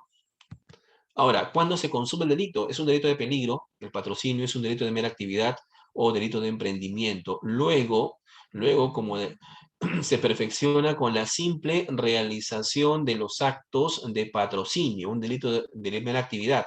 Simple realización de los actos de patrocinio. Se requiere para su consumación, no se requiere, perdón, para su consumación, por tanto, el éxito o no de la gestión, o un beneficio patrimonial o no para el propio funcionario servidor o para el interesado patrocinado, ¿verdad? Y por tanto, si es un delito de mera actividad, no cabe pues una tentativa en estos delitos de patrocinio ilegal. Repito, no cabe tentativa puesto que es un delito de mera actividad. Ya finalmente, para acabar, el artículo 386 regula una extensión de la punibilidad, es decir, extiende la figura de colusión y patrocinio ilegal del artículo 384 y 385 a los peritos, árbitros, contadores particulares, ¿no? Respecto de los bienes en cuya tasación, adjudicación o partición intervienen, o a los tutores, curadores o albaceas respecto de los bienes pertenecientes a incapaces o testamentarios, ¿no? Acá el legislador penal está, digamos, ampliando el tipo de colusión, que lo vamos a ver el próximo jueves, y el delito de patrocinio ilegal que acabamos de ver, ¿no? Para aquellos peritos, árbitros y contadores particulares, ¿no? Digamos, tenemos a un perito que esté fungiendo de gestor del interés de un particular postor en un procedimiento de contratación, un proceso de contratación en donde ese perito ha emitido un informe pericial, ¿no? Digamos, un informe de tasación de los bienes que serán materia de contratación, por ejemplo, ¿no? Si tenemos ese perito que ha intervenido de alguna manera en ese proceso de contratación, que además funge de gestor de intereses particulares ante la propia entidad pública, haciendo valer su cargo de perito, entonces estaríamos hablando de una extensión de la punibilidad para este perito que puede incluso es un particular, ¿no? Pero que sin embargo estaría cometiendo un delito de patrocinio ilegal por esta extensión de la punibilidad, ¿no? Para el caso de los peritos, árbitros o contadores particulares que defraudan los intereses del Estado, ¿no? Concertándose con los interesados, es decir, una colusión desleal del perito, del árbitro, del contador, eso lo veremos en su momento cuando toquemos el tema de la colusión el próximo jueves, ¿no? Pero esta figura, repito, es una extensión de la punibilidad en donde el legislador dice que estos particulares, peritos, árbitros y contadores, ¿no? Y también estos tutores o cuidadores o albaceas responderán por estas figuras de patrocinio ilegal y de colusión, ¿no? Cuando, digamos, respecto de los bienes en cuya tasación, adjudicación o partición han intervenido o respecto de los bienes pertenecientes a incapaces o a testamentarios, ¿no? Bueno, con eso ya he culminado la exposición y le agradezco la paciencia y quedo a las preguntas que tengan a bien hacerme. Gracias.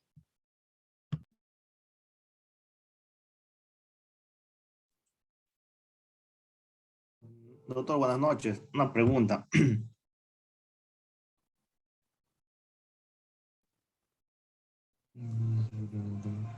Bueno, adelante, doctor. Sí, por favor, adelante, adelante, doctor. Doctor, una pregunta referente a lo que es conjunción. ¿Cómo demostrar la amenaza, doctor? Para se doblegue, pues, a este caso al agraviado. Porque es un... Bueno, pero ya, el tema de la demostración es un tema ya probatorio, ¿no? Un tema procesal, ¿no? Digamos, las declaraciones, ¿no? Con las declaraciones del denunciante, de la parte de la víctima material, con declaraciones, las declaraciones de los propios involucrados, testigos, ¿no? Y del propio imputado, con estas declaraciones podemos dar a entender de que pueden incluso acreditar las amenazas, ¿no? Digamos que si estas amenazas se dan en un caso concreto, digamos, de un efectivo, de una persona detenida en comisaría, los actuados de la detención podrían, digamos, corroborar la versión del denunciante, ¿no? Ojo, el denunciante es digamos, un testigo especial, no es un testigo sui generis, no es un testigo que no solamente ha presenciado, sino que ha sido víctima, ¿no? De la conducta, ha recibido materialmente la conducta, pero sigue siendo testigo, ¿no? Entonces, su declaración vale como un elemento que acredite estas amenazas, ¿no? Ahora ustedes, si me preguntan cuál es la entidad de la amenaza que debería acreditarse para la conclusión, ya lo hemos señalado, ¿no? Es una amenaza vinculada con actos de la administración pública, ¿no? No es una amenaza que llegue a ser una amenaza de la extorsión, ¿no? Como digamos una amenaza a la vida, a la integridad física, a la salud de la víctima, ¿no? Doctores, unas preguntas, por favor. Hacerlas llegar en este momento al doctor. Adelante, doctora. Gracias, doctora. Doctor, buenas noches. Respecto al delito de concusión, con relación a la calificación, doctor, de este delito, ¿puede calificarse este delito para los efectivos policiales? Claro, porque el tipo penal exige que sea un funcionario servidor público que abuse del cargo, ¿no? Un efectivo policial es un funcionario servidor público, ¿no? Y tenemos que ver el tema del funcionario servidor en la atención del artículo 425 del Código Penal, en primer lugar, ¿no? Digamos, en primer lugar, un funcionario servidor es aquel que está contemplado en el artículo 425 del Código Penal, número uno. Número dos, la Policía Nacional es funcionario y servidor público también, ¿no? Y por tanto, y si hace un abuso del cargo y abusando del cargo, realizan los verbos rectores de la concusión, como ya lo he mencionado, artículo 382 del Código Penal, tranquilamente podrían ser autores de este tipo de figuras concusivas, ¿no? O sea, no veo ningún inconveniente para que no lo sean. Doctor, y respecto a las figuras que son específicamente para estos efectivos policiales, porque ahí también indican que el que exige o que únicamente para efectivos policiales. Tendría que dirigirme yo para efectos de calificación por el delito de concusión del 382, ¿no? O me voy únicamente para efectivos policiales, o me voy directamente para para esta calificación de efectivos policiales. A ver, ¿usted a qué artículo se refiere? Artículo 382. Sí, el delito de concusión, pero cuando hablamos de efectivos policiales, tienen y que están digamos, en el momento de ejercer su función misma como función policial, doctor, existe también la tipificación hasta en 3 artículos, creo que si mal no recuerdo. ¿En qué parte? Porque me acuerdo que hay una... A ver, cuando Otro en mi código, ¿no? en estos delitos funcionariales, en donde he visto Es en que el cohecho. legislador hace mención a los efectivos policiales, es en 3 artículos concretos del delito de cohecho. Correcto. Claro, cohecho. Y ese cohecho, y ya lo he mencionado, y lo vamos a ver, me parece, no sé en qué oportunidad, pero sí lo vamos a ver, ¿no? Es un delito novedoso, ¿no? En donde el legislador, incluso, digamos, con alguna falta de sistemática, regula la corrupción del efectivo policial. Fíjense ustedes ¿no? la importancia que le da a esta labor policial, ¿no? Pero, doctora, he visto esas tipificaciones, y acá la tengo a la mano, no en las figuras concusivas que hemos visto en esta sesión, sino en cohecho, ¿no? Cohecho. Y el cohecho tiene 2 modalidades, tiene hasta cuatro, pero las 2 más importantes son, digamos, la corrupción unilateral, ¿no? La mera solicitud, y la corrupción bilateral, ¿no? La corrupción es en la que el funcionario corrupto no podría realizar su conducta corruptiva si no hay una necesaria participación del tercero, ¿verdad? Cuando, por ejemplo, acepta, ¿no? Si alguien acepta, funcionario, es porque otro ha ofrecido, ¿no? Entonces, pero la figura de corrupción, digamos, la corrupción bilateral, no exige un constreñimiento, ¿no? No hay un constreñimiento a la voluntad del particular, ¿no? Lo que sí hay en la concusión. Entonces, esa diferencia entre la concusión y la corrupción es esencial, ¿no? En la corrupción bilateral hay un acuerdo, en la concusión no hay un acuerdo, no hay un consentimiento, y si hay consentimiento de la víctima es irrelevante, lo que sí hay es un constreñimiento de la voluntad, ¿no?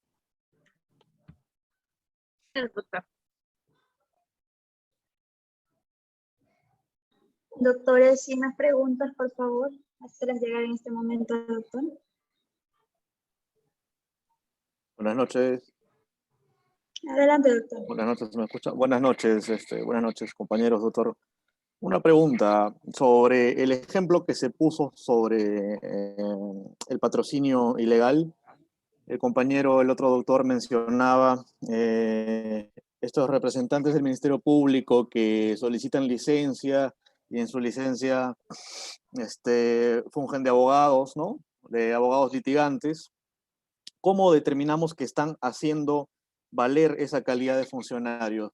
Porque por ejemplo, yo entiendo que si en un lugar, por ejemplo, acá yo estoy en Pucallpa, ¿no? Digamos, en Pucallpa hay un fiscal adjunto que solicita licencia, o un asistente en función fiscal que solicita licencia, y durante ese periodo se dedica a litigar, y todo el mundo sabe cuál es su cargo, todo el mundo lo conoce, como representante del Ministerio Público. ¿Podríamos colegir de eso de que está haciendo valer su calidad de funcionario o no? ¿O tiene que ser un acto que salga de él mismo, que él haga necesariamente valer esa calidad de funcionario, presentándose como tal? Doctor, por un elemental principio de legalidad, Sí. yo considero que el elemento, el que valiéndose del cargo de funcionario servidor debe ser acreditado, ¿no? De alguna manera, ¿no? No podemos alegar, en todo caso, para procesar este mal fiscal, de que como todo el mundo sabía de su cargo, ya podríamos asumir de que estaba haciendo valer el cargo. No, no, no. Tiene que esta persona gestora, de este funcionario servidor como gestor, tiene que exhibirse ante la entidad pública como funcionario servidor. Ese es el elemento del tipo penal, ¿no? Entonces, objetivamente tenemos que acreditar que esta persona está valiéndose del cargo de funcionario público para patrocinar, de fiscal, para patrocinar intereses de particulares. Si cualquier otra figura no califica, cualquier otro supuesto no califica, podría incluso tratarse de una inconducta funcional, inconducta disciplinaria, inconducta ante el colegio de abogados por ser funcionario en licencia y estar litigando, qué sé yo, ¿no? Podríamos incluso ver el tema, ¿no? Podría incluso litigar o presentar escritos o documentos abogando por sus propios intereses. Me parece que el fiscal que, digamos, tiene un asunto particular está en la posibilidad y facultado para averiguar, ¿no? Por su propio caso. Pero para calificar este delito de patrocinio ilegal, ese fiscal tendría que hacer valer el cargo de fiscal para gestionar intereses de terceros ante entidad pública, ¿no? Muchas gracias, doctor. Ya. A ver, doctor Rubén, ¿cómo está? Buenas noches. También una ¿Cómo está, pregunta. doctor? Bueno, que ya lo tengo claro, pero igual, eso lo vi un caso en Chanchamayo. Un técnico de la policía era abogado, él trabajaba en inspectoría en el día como abogado, terminaba su función en el día y él tenía su estudio jurídico en la tarde, se ponía a litigar.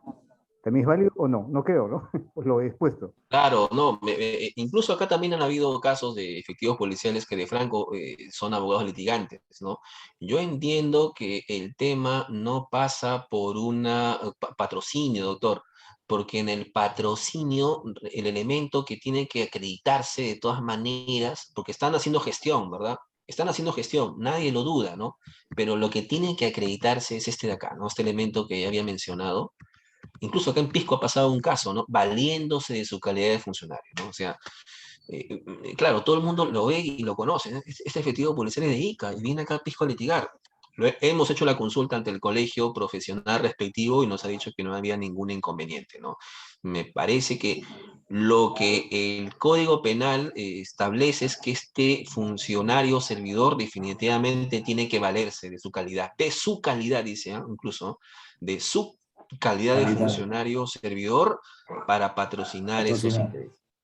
Si no se hace valer del cargo, digamos, no, objetivamente hablando, por más que todo el mundo lo conozca, me No. parece que no, ¿no? Ya hemos hecho alguna consulta en su momento y no nos han respondido negativamente, ¿no? No califica, ¿no? Entonces, sí, Doctor, sí, siempre entonces, se dan estos casos. doctor, entonces sería una cuestión ética más que todo. Me parece que sería cualquier cosa que Claro, podamos porque avalar, analizar, podríamos ser una conducta, no puede ser ética quizás, antiética. quizás sea una inconducta ante la propia Policía Nacional, pero también la policía en algún momento aquí en Pisco se ha pronunciado al respecto y ha dicho que eso es válido, ¿no? Porque en su día de Franco incluso podían trabajar para entidades Porque, particulares, ¿no? claro, doctor, entonces, porque también se mencionan, por ejemplo, y si yo trabajo para el Estado, yo no pudiera patrocinar intereses contra mi institución. También, por ejemplo, yo siendo policía, estaría patrocinando a un efectivo policial que ha solicitado y agraviado a la policía. No pudiera Claro. patrocinar, es una cuestión ética, yo lo veo así. Si dice que no, él no está fungiendo la calidad de funcionario del servidor público, Claro, ya claro, sería si una usted no se cuestión está ética valiendo de ahí. su exacto, el tipo penal exige que, incluso, mire, valiéndose de su calidad de funcionario servidor, ¿no? Valiéndose de su calidad, ¿no? Me parece que no. Si en algún momento usted, patrocinando intereses, ya, si no obtiene, si su gestión no está siendo provechosa, digamos, en algún momento, y a usted en ese momento, digamos, de desesperación, hace relucir su cargo, ¿no? Un momentito, Claro, hace relucir su cargo. Me parece que a partir de ahí ya su conducta estaría entrando al ámbito criminal, ¿no? El patrocinio ilegal. Pero el tipo penal exige valiéndose del cargo, doctor, claro, ¿no? sí, Definitivamente ahí, correcto. ¿no? Y siempre ahí pasa eso con la policía, pero ya nos han respondido que no, ¿no? Es perfectamente válido. Me parece que no debería ser en el tema del, digamos, en el ámbito de la profesión, ¿no? Sería un poquito cuestionable, pero penalmente no, ¿no? Doctor Rubén, disculpe usted, bueno, insistencia del doctor Percy también, ¿no cree usted que esa no es un poquito controversial? Porque no solamente es ético, policía en la mañana mete a un choro a la cárcel, después en la tarde lo está sacando, y también, bueno, puede ver un conflicto de intereses, pues, ¿no? No solamente ello, puede ver puede tener expedientes un poco delicados, y cómo Yo él sí puede mostrar que, entiendo. pues, que bueno, tranquilamente dice, no, bueno, él no, cuando litiga no ha sido técnico de la policía, aunque todo el mundo sabe que es técnico, no va a hacer abuso de su poder, de su autoridad, pero ya genera una controversia, hay un conflicto de intereses muy Claro, fuerte ahí. Entonces, es yo pienso que cierto. esa norma debe ser revisada. Yo pienso, y mucha gente, cuando veo muchos abogados, que un policía no puede litigar condicional, salvo que renuncie. Bueno, distinto, ¿no? O ya termine su servicio, en este caso, ¿no? O un funcionario público en líneas generales, ¿no? No sé, es una opinión personal, lógicamente, genera para el Es debate, ¿no? cierto. Es cierto, doctor, porque generalmente acá en Pisco hay uno que otro efectivo policial que también es abogado, ¿no? Y bueno, el Poder Judicial no ha dicho nada al respecto, ¿no? Jura no curia, en definitiva, si usted y yo podemos estar equivocados quizás, al menos, o yo más que usted, doctor, pero lo cierto es que el Poder Judicial no ha objetado en ningún momento la intervención de Claro, un abogado que, no, digamos, en su franco, que sea también policía y que de franco esté defendiendo a alguien, ¿no? digamos, acá los policías se cuidan de no, digamos, asesorar en casos en los que haya intervenido su propia delegación policial, ¿no? Pero yo creo que debería regularse, efectivamente. Yo creo que, en todo caso, partiendo de la propia entidad pública, ¿no? Policía Un Nacional y reglamento, también de creo. la y también de la propia, de los propios colegios profesionales, me Ah, parece, ¿no? Para regular ese tema, porque con la excusa de la defensa irrestricta, digamos, si el abogado o el imputado desea tener como abogado a este efectivo policial que está ahorita como abogado, es su libre bueno, albedrío. no, es un poquito difícil de cuestionar por parte del fiscal y sobre todo del juez, ¿no? Digamos que debe revisarse de todas maneras, eso es definitivo, ¿no? Yo también considero lo mismo. Claro. Gracias, doctor. Doctora Paula, le doy el pase. No, doctores, como bien hay más preguntas, vamos a dar por culminada la sesión de hoy y agradecemos por su participación. Asimismo, el viernes 8 de octubre vamos a tener programada la tercera sesión con el tema de colusión simple y agravada. Nos vemos el viernes, doctores. Buenas noches a todos. Buenas noches, doctor. Gracias, buenas noches, doctor A todos. Henry, y buenas noches a todos. Entonces, hasta el Todos, próximo jueves. Buenas Gracias. noches, doctor.